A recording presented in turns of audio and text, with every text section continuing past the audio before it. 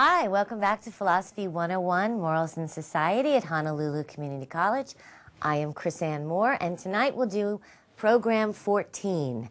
We will be looking at Thomas Aquinas' natural law theory. In the last episode, you saw a film called Women, Hope, and AIDS in Malia.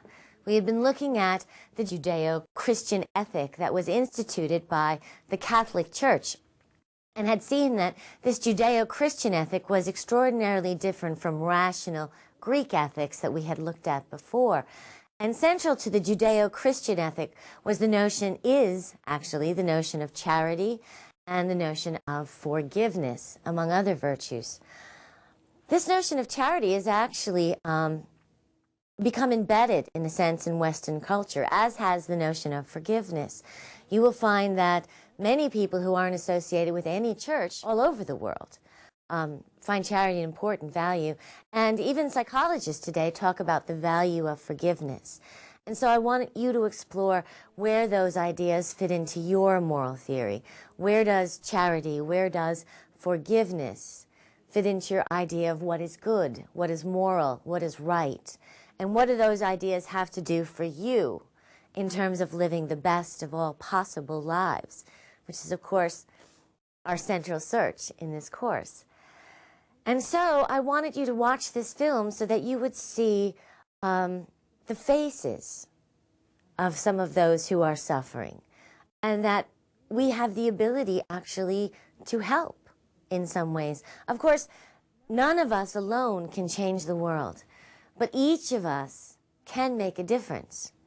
And what we think of as good and what our reasons are for doing the good has enormous impact on our ability to make those changes, our desire to make those changes. And of course, the one person you absolutely do change, that you cannot not affect, is yourself. So I wanted to look at you, for you to look at those decisions. Now, of course, Judeo-Christian ethics became such an enormous part of Western culture because the Catholic Church dominated all thought in the West for 1,000 years, as we spoke of before. And one of the wonderful impacts is the ethical values that were instilled. However, there were other aspects to this domination that we need to look at today. And one of those aspects is that the Catholic Church retained absolute control over any kind of philosophical, religious, or scientific investigation for that entire 1,000 years. You see, as Rome fell, as we talked about last 2 episodes ago, actually, as Rome fell, the church had become more and more populated and powerful. And actually, through Constantine, there was a relationship developed between the church, the Christian churches, and the Roman Empire. Constantine, in his bid to be emperor, had created a relationship with the Christian churches. Now, of course, there are different stories about the reason for the creation of that relationship. There are some who say that Constantine was a savvy politician. He had seen that Rome was becoming disorganized, and he had noted that there was this stable organization, or at least somewhat stable organization within the empire, with whom he could create an alliance. There are others, of course, who say that it was Constantine's mother that impelled him to create this relationship. Constantine's mother, Helena, had become a devout Christian, as the story goes, and then through her influence, Constantine became involved in Christianity. And then there's yet another story that Constantine, on the night before a battle, the sky opened, Constantine saw a cross, and a voice said, "Under this sign, conquer."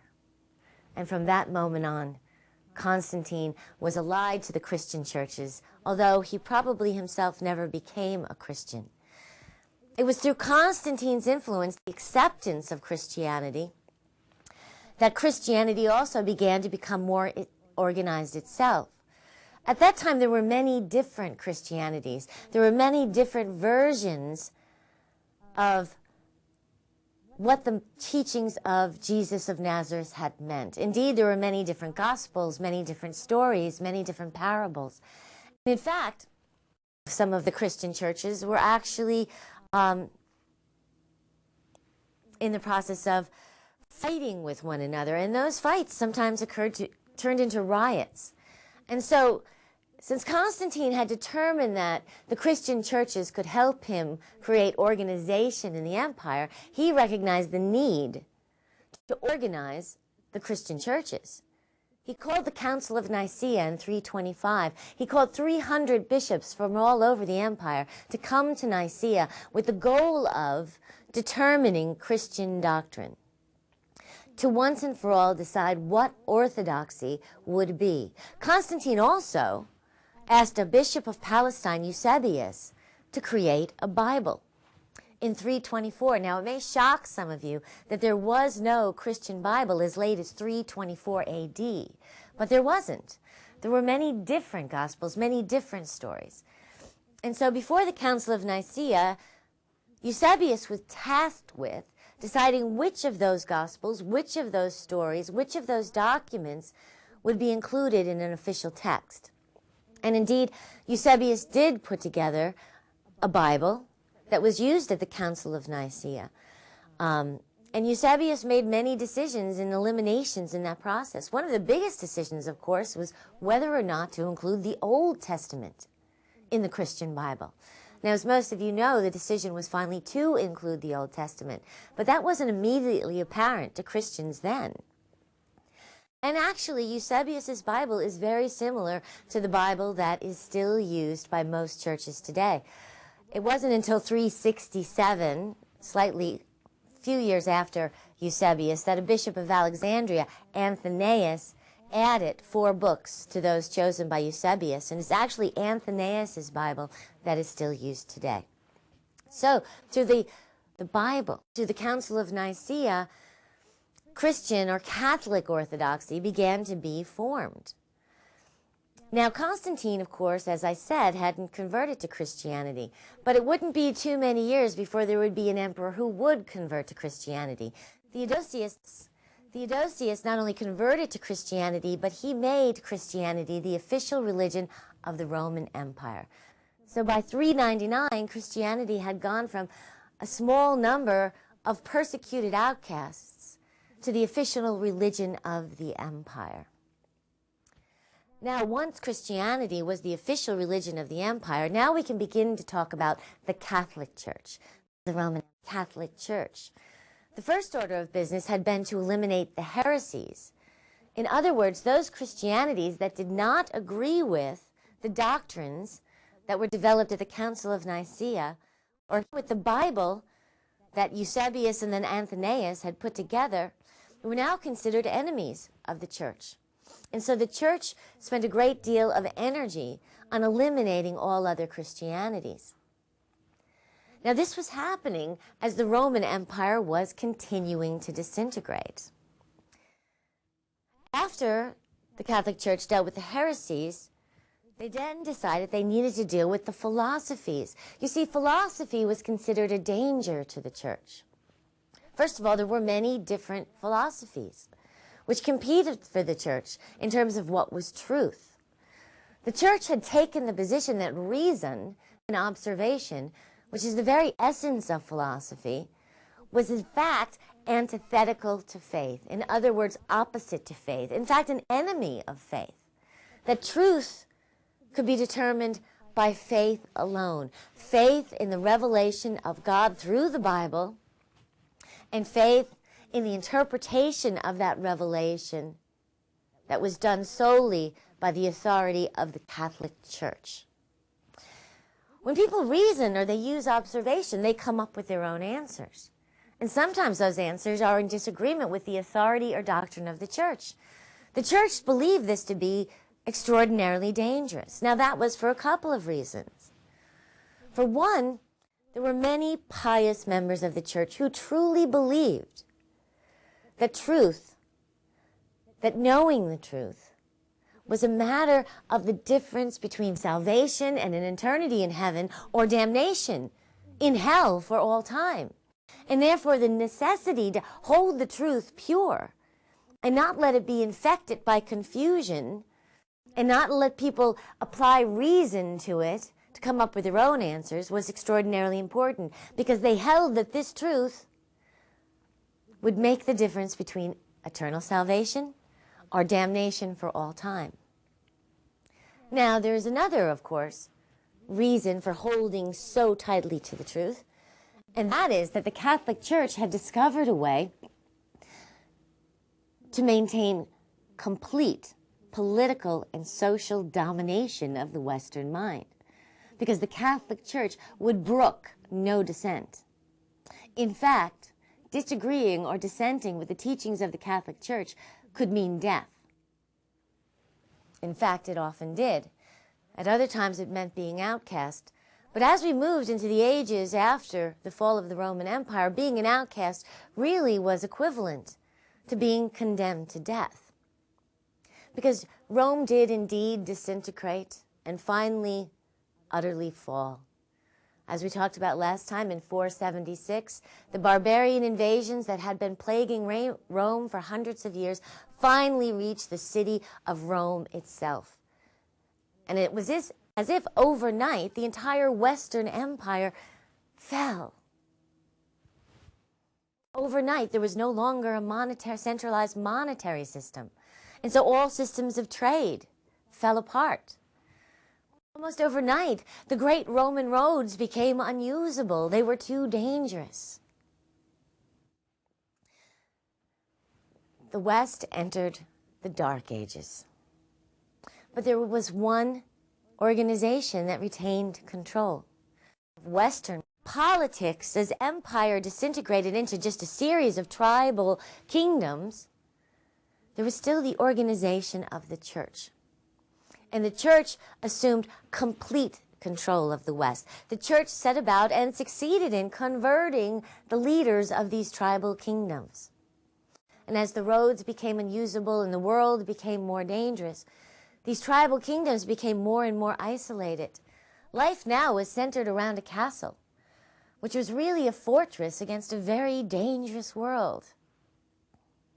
People's lives were extraordinarily limited. One was a lord, a knight, a warrior, or a peasant. One's place was determined by birth, and one's beliefs were determined by the Catholic Church. You see, there were very few existential questions to be answered by the Middle Ages. Your place in life was determined by birth. What you would do with your life was determined by what your father had done. And of course, if you were a woman, you would be married off, determined by your lord or your parents. And ethics were in the hands of the church. Whether God existed was determined by the church. The will of God was determined by the church, as the church's interpretation of the Bible. Now, through most of the Middle Ages, the vast majority of people were illiterate. But even those few who could read certainly could not read the Bible. Why? Well, the Bible was written in Latin. Even if you had some small education, if you were an aristocrat, you wouldn't be taught to read Latin. Those who could read Latin had gone to the few church schools, and they were trained to be priests. And as they were taught to read Latin, they were taught the singular interpretation of that Latin that the church demanded. Furthermore, you couldn't get your hands on a Bible. You see, you weren't allowed to own a Bible. First of all, they weren't available. There was no printing press. Each Bible had to be hand-copied by monks who were rigorously trained in the task of copying it word for word. They were also done in incredible art in gold leaf. There were very few Bibles. But even so, it was against the laws of the church for anyone who was not an authority of the church to have a Bible. In fact, if you were found with a Bible, you would be excommunicated. But of course, even if you had dared excommunication, even if you had been miraculously able to get your hands on a Bible, if you had opened it, the Bible was in Latin. In fact, the church services were in Latin. In the Catholic church services, the priest in the service was with his back to the audience, speaking in Latin. There was very little chance you'd even understand the words of most of the ceremony. It was a beautiful, moving ritual, transformative. But it was not about intellectual engagement with the material. The part of the church service which was in the common tongue was the sermon, where the priest explained what you were to know that week. And as I said before, no dissent was possible. Because if you disagreed with the interpretations of the church authorities or the laws of the church authorities, you could be condemned to death, excommunicated, and outcast. All of which basically meant death. The church had, in 529, closed all the schools of philosophy. There was to be no more philosophy. Of course, as I said 2 episodes ago, a mob burned down the library at Alexandria. And so millions of manuscripts of the thoughts of the ancient world, the discoveries of the ancient world, the ideas of the ancient world were lost forever.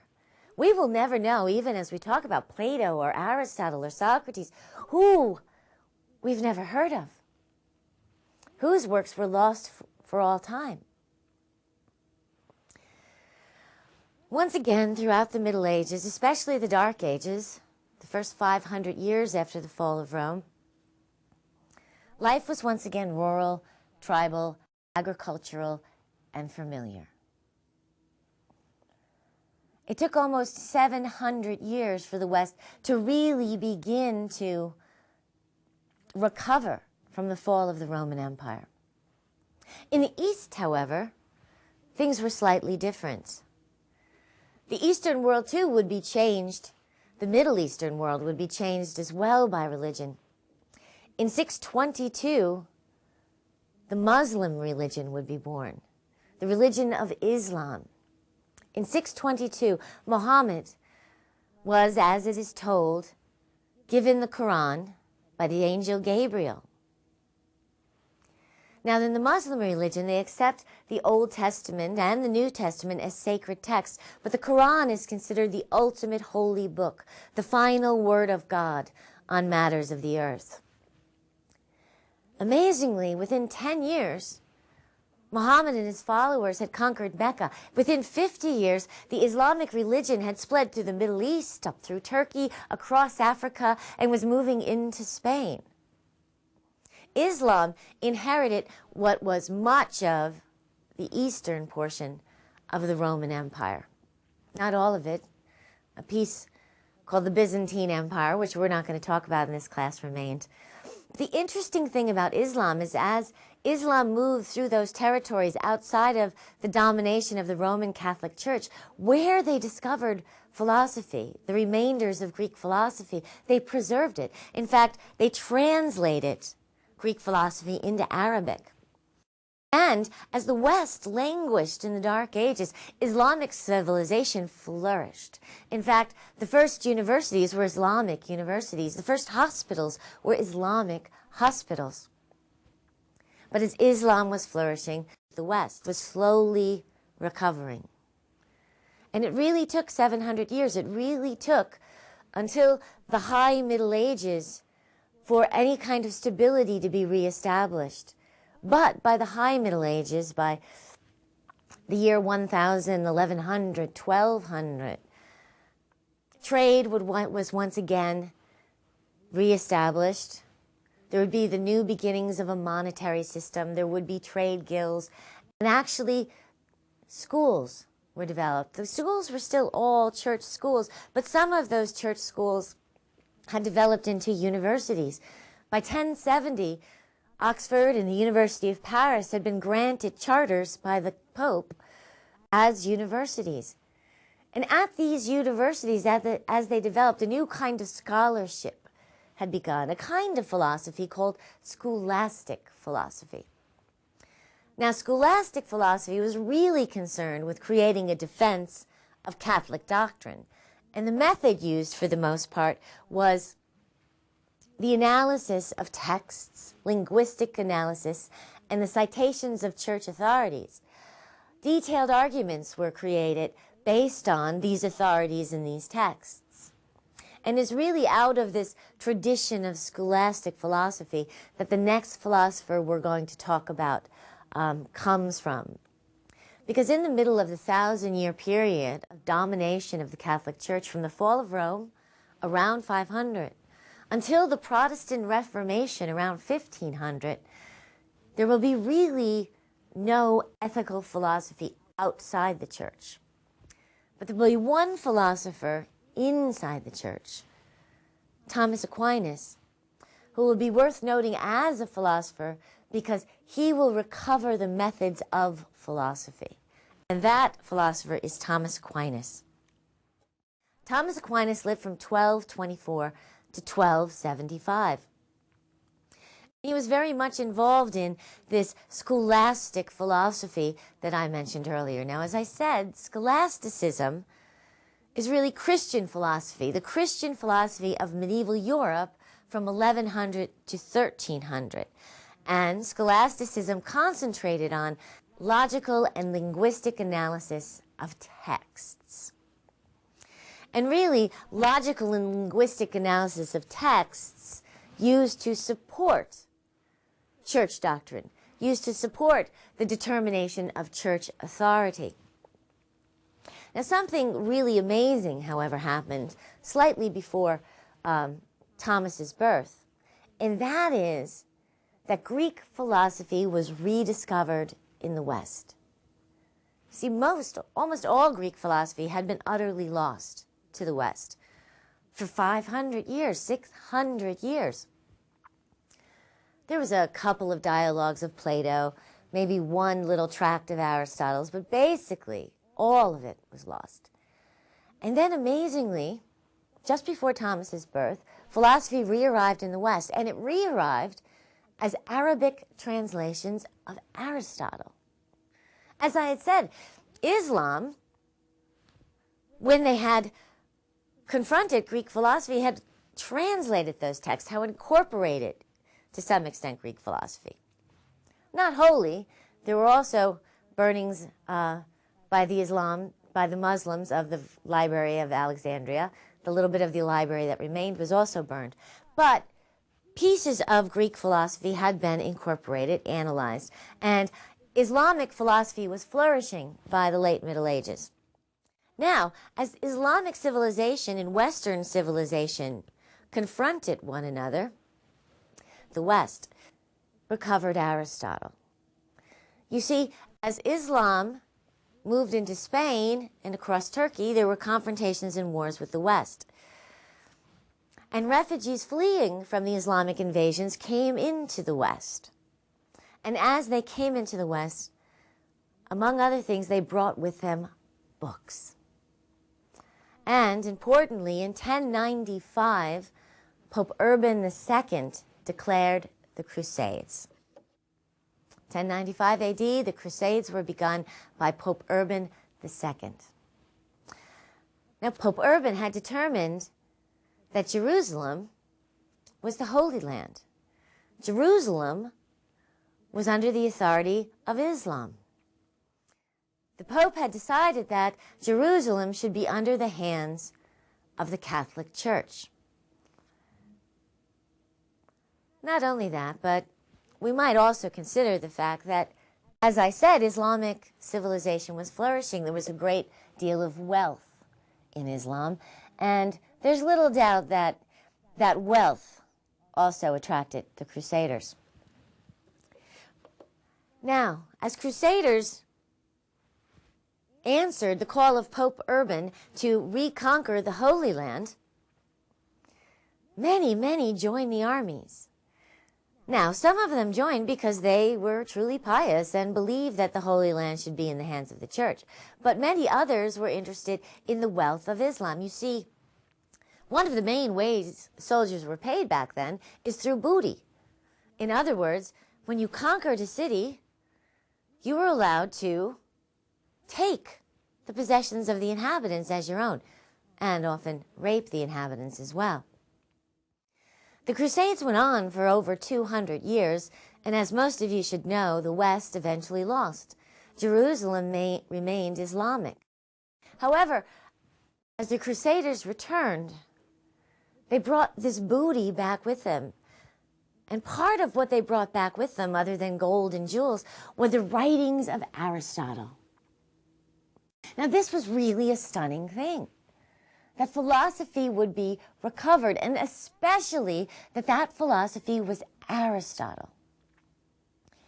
Aristotle, if you remember, was interested in reason and observation of nature.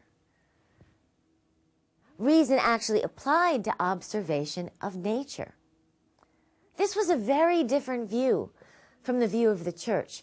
The church had really taken the position that this life, that this world, was unimportant. This life, this world was really just a vale of tears to be survived. It was really a test in which one achieved salvation or one was damned for all time. But the church was not particularly interested in exploring the natural world. Aristotle was all about exploring the natural world and using reason to explore the natural world. And that is why it's so important that it's Aristotle and not Plato. You see, Plato had already, to some extent, been incorporated into the Catholic Church, actually to a large extent being incorporated into Catholic doctrine. Plato, of course, was transcendental. Plato looked to the good in another world. And of course, the Catholic Church was transcendental. The Catholic Church looked for the good in another world. Aristotle looked for the good in this world. And so, interest in this world was reborn again with Aristotle. And interest in the use of individual human reason to discover the nature and laws of this world was once again discovered and became important. Now, it might not surprise you. At first, the church was not at all interested in Aristotle. In fact, Aristotle was considered a threat. You see, the church had taken the position, once again, that faith and reason were antithetical. That once people began to reason for themselves, they would become confused, they would become deluded, and they were in danger for being damned for all time. The church was also afraid that once people began to reason for themselves, they might question the authority of the church, that the authority of the church over the entire West would be threatened. So, of course, the Catholic Church at first banned Aristotle. But sometimes the time for an idea is ripe, and Aristotle could not be suppressed. You see, the monks at the universities were too intrigued. Aristotle amazed them. Here were these compilations of vast amount of knowledge. If you remember, Aristotle cataloged, categorized, explored everything. And here all this information suddenly becomes available. And this method becomes available. And clear evidence of a golden age in the past that had been lost was once again before them. And the monks wanted to recover that golden age. They wanted that information. And so many of the monks read Aristotle anyway. The problem became how to get Aristotle accepted by the Catholic Church. And this task would fall to our next philosopher, to Thomas Aquinas. And Thomas Aquinas would succeed brilliantly in this task, and in the process change the direction of the evolution of the Western mind forever. No one would suspect that Thomas would be such a huge influence. Thomas was simply the third son of a minor noble, the Count of Aquino, who lived outside Naples, Italy. Thomas was destined for the church. He was, after all, a third son, and in the Middle Ages, the first son inherited the lands and titles. The second son was expected to be a knight or warrior, and the third son, if one was lucky to have that many, was expected to go into the priesthood. And indeed, Thomas was sent into the priesthood at the age of 5 years old. He was sent to study with the Benedictines. Thomas's parents were actually very interested in Thomas becoming a Benedictine. You see, the Benedictine monks were powerful. They were the monks that held political power. And so Thomas's family sent him off to the Benedictine monastery. But by the time Thomas was a teenager, he was much more interested in the kind of scholastic study of the Dominicans. And so Thomas decided that he wanted to become a Dominican monk. And so he left the Benedictines to enter a Dominican order. Thomas's parents were not pleased about this at all. In fact, Thomas's parents were so upset that they got Thomas's brother, the soldier, to go kidnap Thomas and kidnap him and bring him back to their castle in Aquinas and hole him up in his room till he agreed to be a Benedictine. But Thomas wouldn't relent, as the story goes, and eventually his parents gave in, and they allowed Thomas to go to the University of Paris and to study and become a Dominican monk and a scholar. Well, the University of Paris this was the center of culture. This was cosmopolitan in the extreme. You see, those at the University of Paris thought themselves very modern, very sophisticated, and very cutting edge. Thomas didn't really fit in at all. You see, Thomas was a big country boy. Big in girth, big in size. He moved very slowly, and he spoke with a country accent. So when Thomas arrived at the University of Paris, he wasn't really welcome. In fact, the other students made fun of him. They called him the dumb ox, and they played tricks on him. But Thomas didn't seem to mind. He was more interested in scholarship, and Thomas was extremely pious. And so he took his fellow brothers' teasing with equanimity. And then something extraordinary happened one day. Albertus Magnus, who was considered the greatest teacher of his time, had come to the University of Paris to do a disputation. And Albertus asked an extremely difficult question, and he called on Thomas. And Thomas answered the question, and he answered it brilliantly. Everyone was stunned. The room was silent. And Albertus Magnus very famously said, I hear you call him the dumb ox, but his bellow shall be heard throughout the world. And indeed, Albertus Magnus was right. And biographies of Thomas Aquinas, who will later be known as Saint Thomas Aquinas, are often titled the dumb ox. But Thomas was indeed brilliant, and Thomas set about the task of convincing the authority of the Catholic Church to accept Aristotle. And not only to accept the vast amount of information available through Aristotle, but even more importantly, to accept Aristotle's method, which was reason applied to observation of nature. And how Thomas did this actually was, it's seemingly simple, but quite brilliant, because Thomas argued human beings are created with reason. And of course, according to Thomas, who was a pious churchman, and according to the Catholic Church, who created human beings? Well, God did, of course. So if God created human beings with reason, God must have given human beings reason for a reason. Human beings must be given reason for a purpose. So we must be meant to use our reason by God. Furthermore, who created nature? God, of course, created nature. So nature runs by the laws of God. So, Thomas said, if human beings apply their God-given reason to nature, which runs by God's laws, to discover those laws, what will reason and observation discover?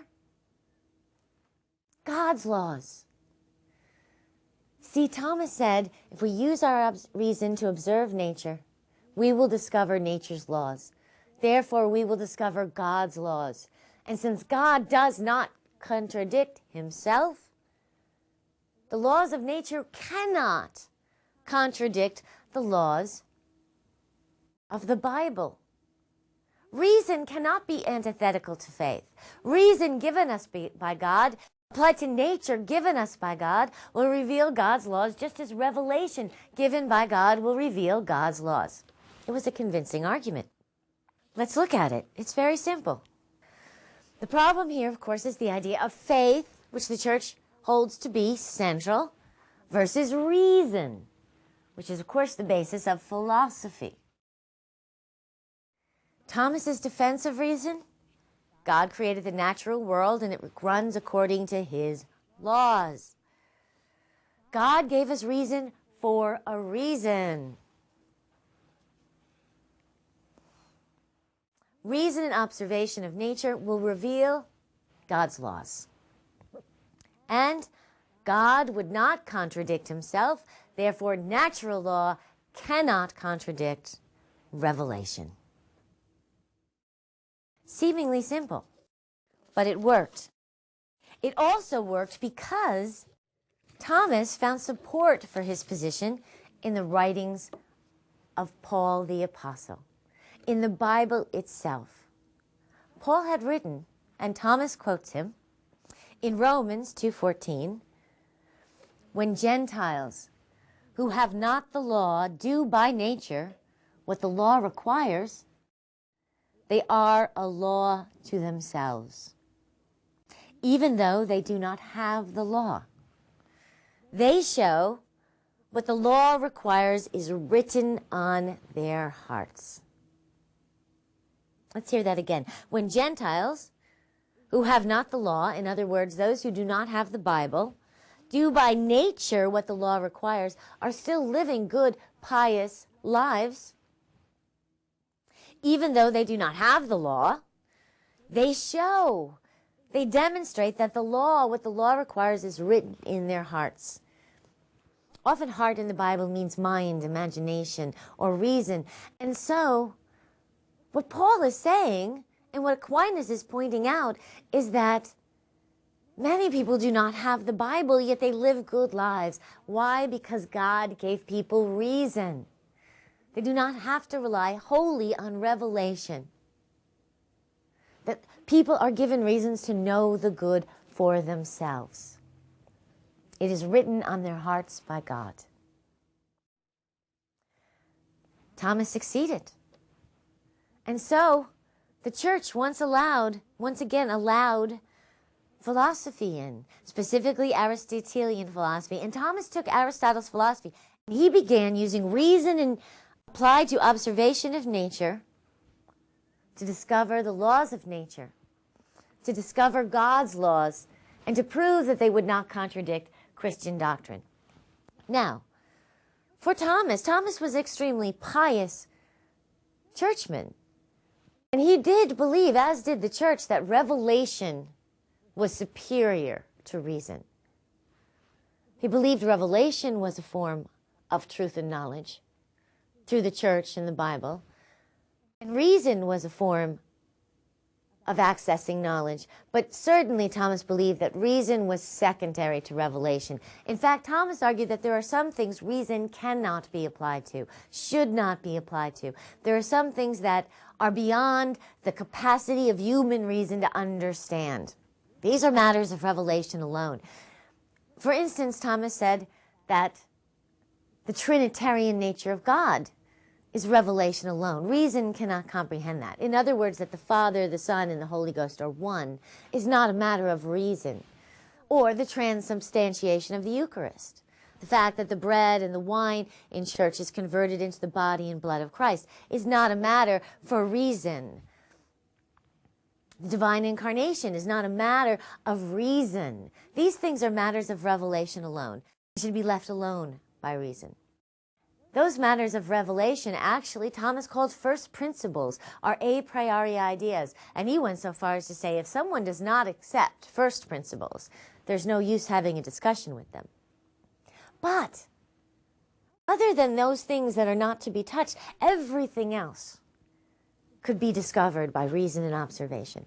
And Thomas said about doing that, in the process, he created his Summa Theologica, his summation of theology, which is a 25-volume set, really huge, a huge synthesis of knowledge, in which he set about showing that reason and observation do prove church doctrine. Now, we won't deal with the vast majority of what Thomas discussed in his Summa Theologica. For example, in it, he gives proofs for the existence of God based on reason and observation of nature alone. And in fact, these proofs of the existence of God are so famous and so much a part of our culture that people still use them regularly today, even though they've never heard of Thomas Aquinas.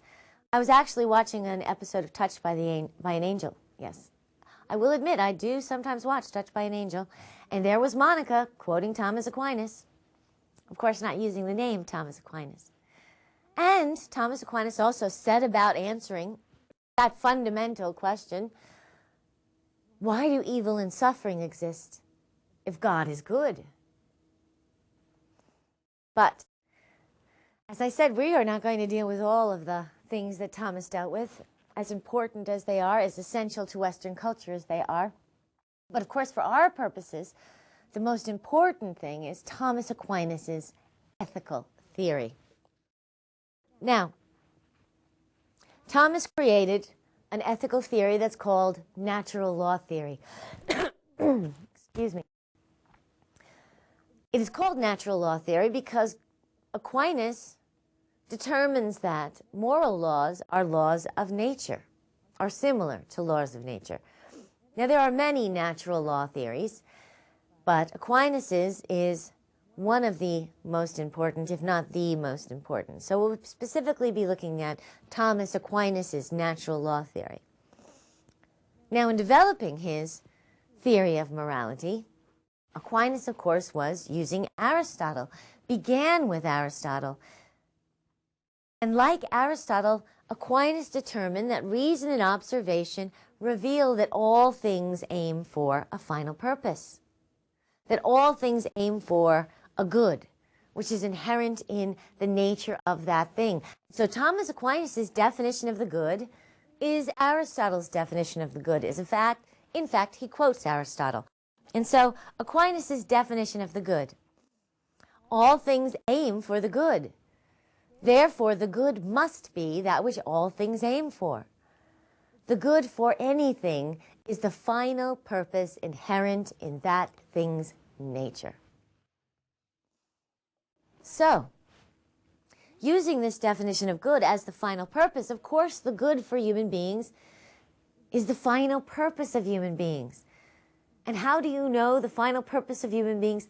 That which human beings naturally strive for. But unlike Aristotle, Aquinas sets about defining precisely what those goods that human beings naturally aim for are in determining the good. And so Aquinas gives us our first step-by-step moral theory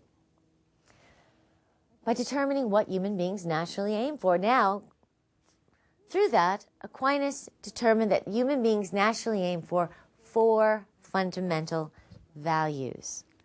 The final purpose of human beings is the 4 fundamental values. Now, reason and observation reveal that the first of these, all human beings aim for life. Now, this seems obvious, or should.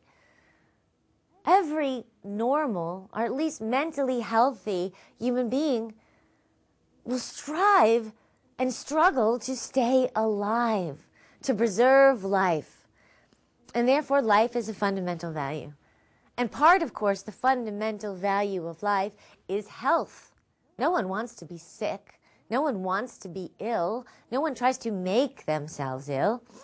And to really be alive, one must be healthy. So the first fundamental value is simply life. Human beings aim for life.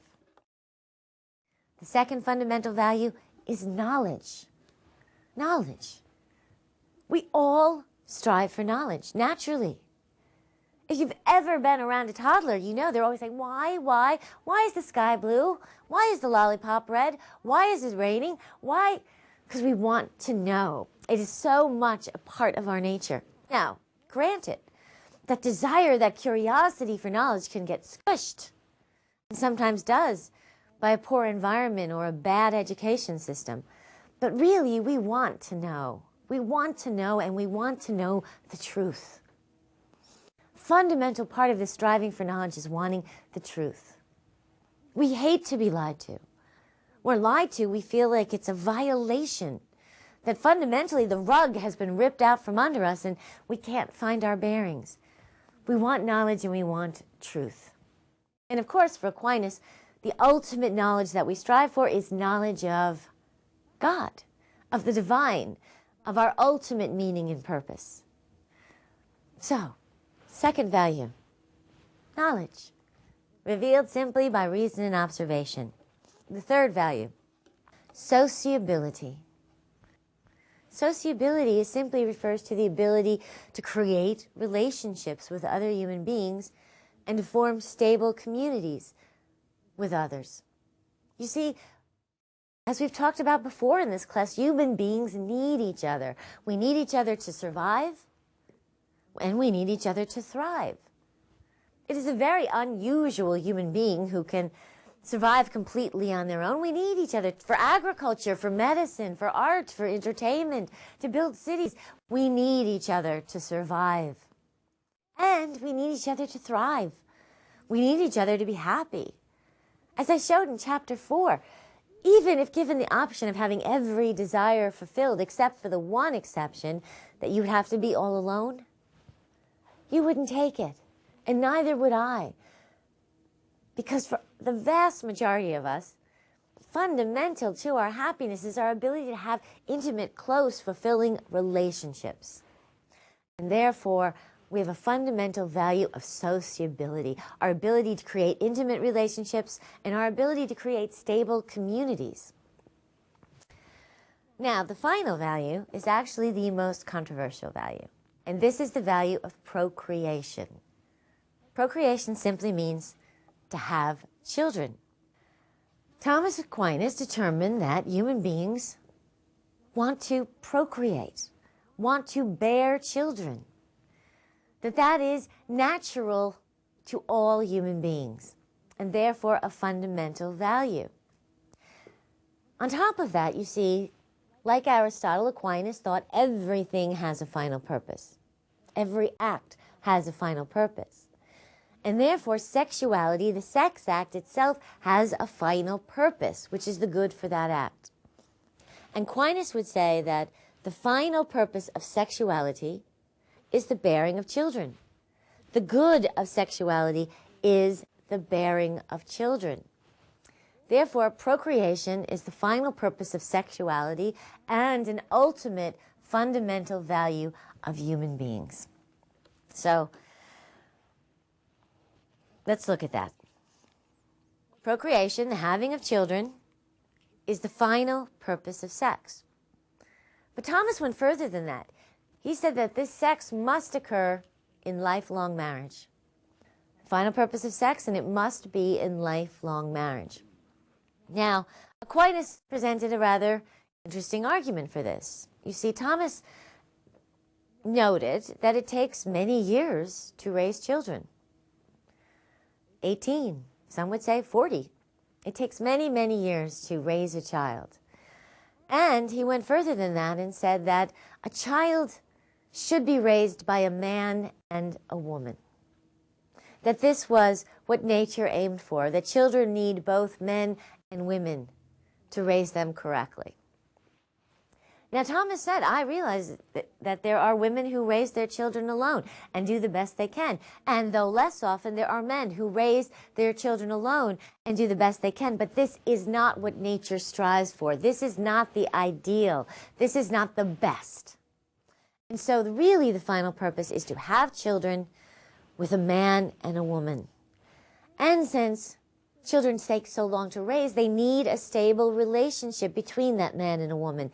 Therefore, the man and the woman must be married to create a stable relationship for the raising of children.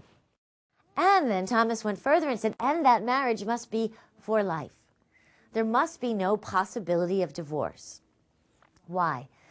Because Aquinas thought that if there was the possibility of divorce, the relationship would not be stable and the children could not be raised properly. People should stay together for the children. Thomas even went so far as to say that divorce is unfair to women. If divorce is allowed, then men will just get rid of women once they're no longer attractive or past their childbearing years. and that such insecurity will lead to instability and will lead to the inability to raise children properly. So fundamentally, this value of procreation means that all sexuality must occur within a lifelong marriage between a man and a woman with the sole purpose of bearing children, for that is the good of human sexuality. That is, of course, controversial.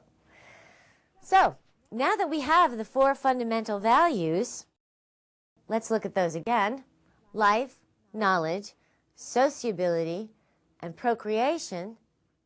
Thomas Aquinas has basically defined what he believes to be the good for human beings and those things that fulfill the final purpose of human beings. Life, knowledge, sociability, and procreation.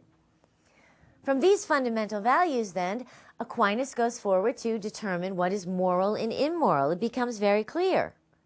Immoral, any violation of the four fundamental values. Moral is to promote the four fundamental values.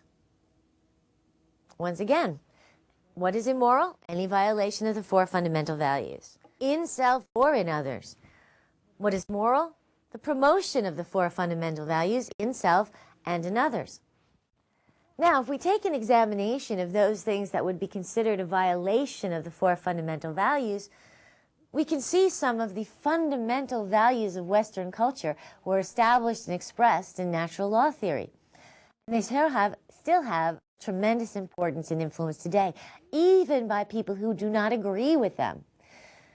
Many of the fundamental ethical controversies that we're going to be discussing or have discussed in this class are discussions of violations of the four fundamental values, an agreement and disagreement over what is considered a violation of a fundamental value. Let's look at this.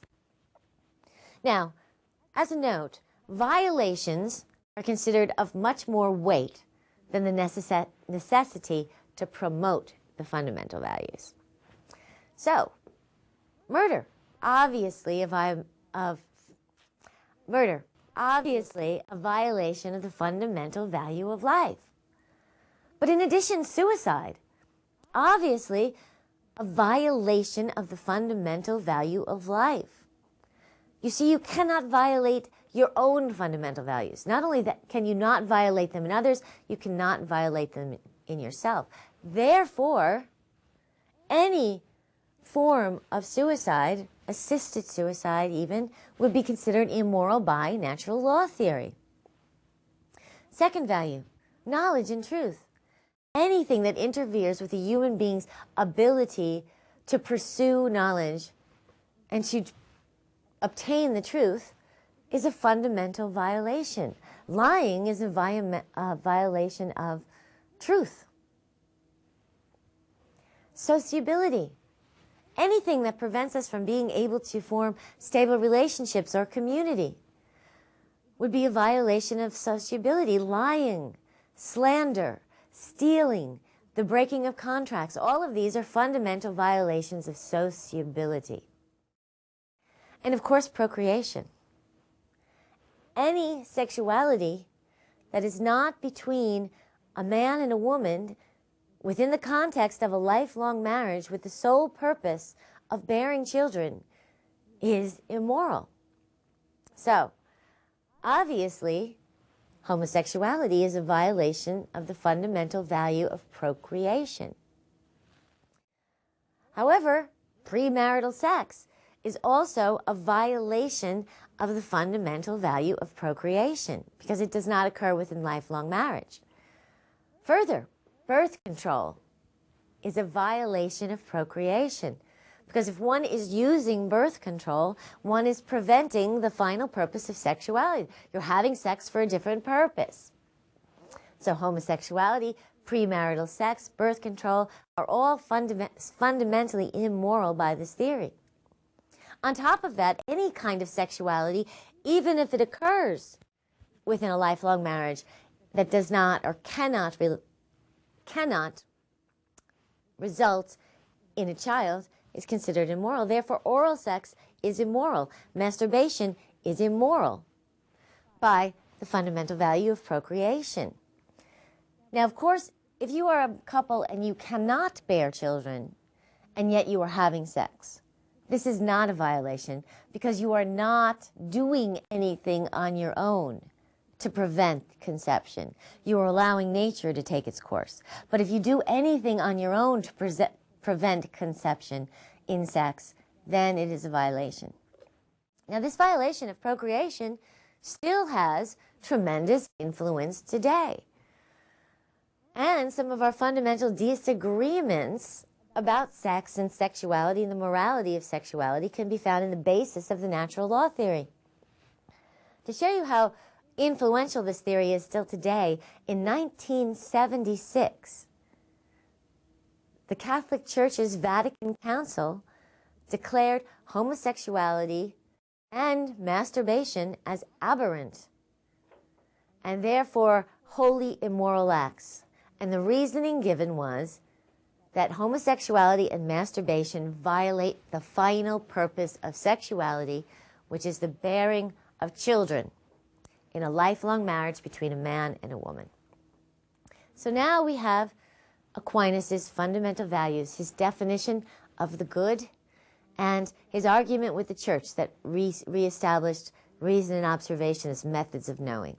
In our next episode, we will continue to look at Aquinas' natural law theory and begin to apply that natural law theory to some ethical controversies and issues. So until next time, remember to read your chapter, a lot of information, and I'll see you in our next episode. Bye-bye.